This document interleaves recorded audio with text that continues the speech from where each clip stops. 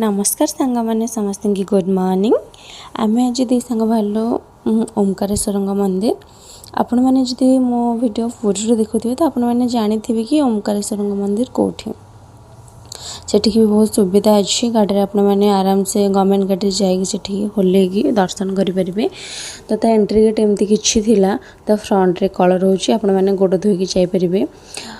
ओमकारेश्वर बहुत माने पर्यटन स्थली से बहुत भल बाहर जिते बड़े लोक मैंने आसती से बहुत बुलायापी जाती कहीं सेठी 108 शिवलिंग अच्छी एका सांगरे आपण मैंने 108 शिवलिंग को दर्शन करेंगे।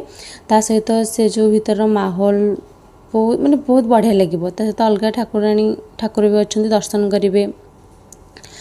गछ लता माने बहुत प्रकार बढ़िया भाव में सजाई पशु पक्षी माछ भी अच्छा। तो मो पशु जो पशु कहली से गोमाता अच्छा सेठी किंतु मुझे वीडियो कैप्चर कर पारे। आपण मैंने जिते से भितर को जीवे ना बहुत भल लगे आपण मानू तार जो से भीतर माहौल गछलता थे पशु पक्षी समस्ते थे आप ठाकुर को दर्शन करेंगे माने इच्छा ही हेनी से भितर आसापी। तो आपण मैंने थे जातु आ जो मैंने जाइछंती केमती लगे से भितर को गले मत निश्चय कमेंट करी कहिबे। तो मु गली मत बहुत भल लगे मु 108 शिवलिंग को दर्शन कली ठाकुर को बाहर दोली भी पड़ी से भितर प्रसाद सेवन करने भी सुविधा अच्छी। आपण मैंने जितने जीवे किसी भी असुविधा हेनी बहुत भल लगे बहुत शांति भी लगे।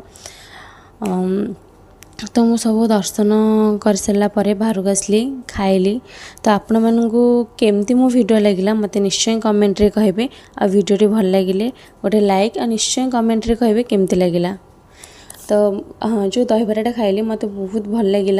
आप मैंने कहे क्वांटिटी देखिए कि केते प्राइस थी तो एवरेज टे कमेंट करी कहे कि बहुत भल था। आ सेकेंड टाइम भी से भाई बहुत भलसे तरकारी फरकारी जहाँ भी मागिले दौले तो मत तो बहुत भल लगे। आप मैंने जातु देखु।